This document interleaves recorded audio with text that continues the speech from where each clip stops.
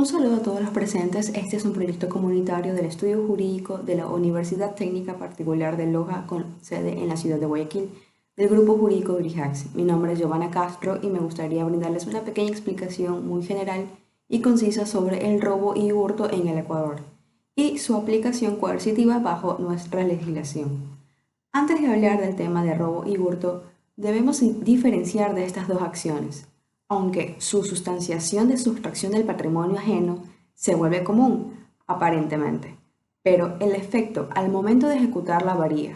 Es decir, para diferenciar hablaremos de un poco del origen de cada uno y su aplicación coercitiva. En primer lugar está el hurto, proveniente del latín furtum. Se define como tomar o retener los bienes ajenos sin intimidación ni fuerzas de las cosas. Recuerden que para existir el hurto debe haber remoción del bien ajeno del lugar de donde esté, despropiándola de la persona titular. Sin embargo, el hurto puede ser calificada como contravención o delito, de acuerdo a cómo se ejecute dicha acción.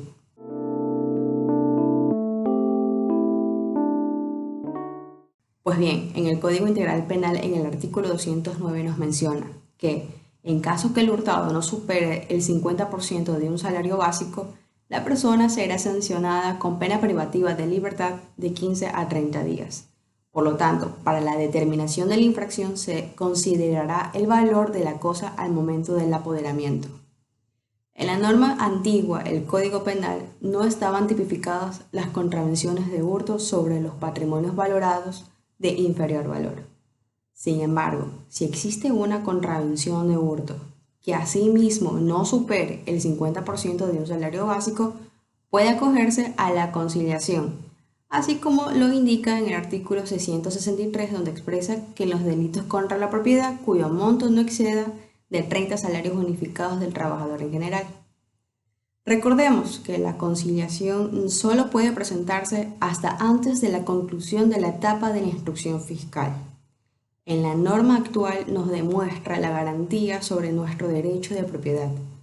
Una vez que hemos reconocido una contravención de hurto, podemos tratar sobre los delitos de la misma acción de hurto.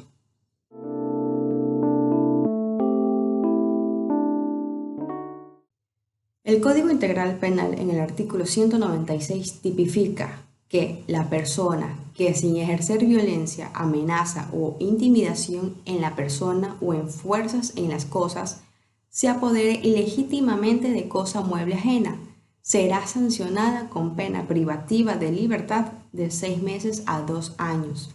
Pero si el delito se comete sobre los bienes públicos, se impondrá al máximo la pena prevista aumentada, en 1/3. Para la determinación de la pena se considerará el valor de la cosa al momento del apoderamiento.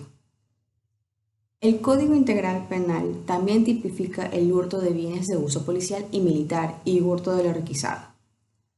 El artículo 197 nos habla sobre el hurto de bienes de uso policial o militar y consiste en la o el servidor policial o militar que hurte material bélico como armas y municiones o equipos de uso policial o militar será sancionada con pena privativa de libertad de 3 a 5 años.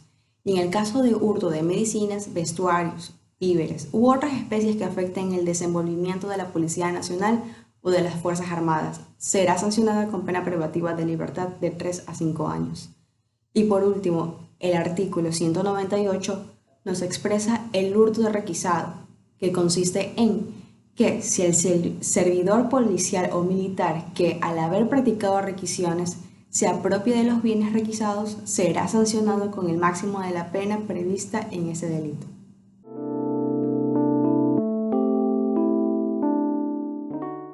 El robo se diferencia del hurto porque en la figura de robo se hace uso de la violencia, agresión o intimidación con el afán de apropiarse de manera premeditada sobre los bienes atracados, adueñándose sobre los bienes ajenos.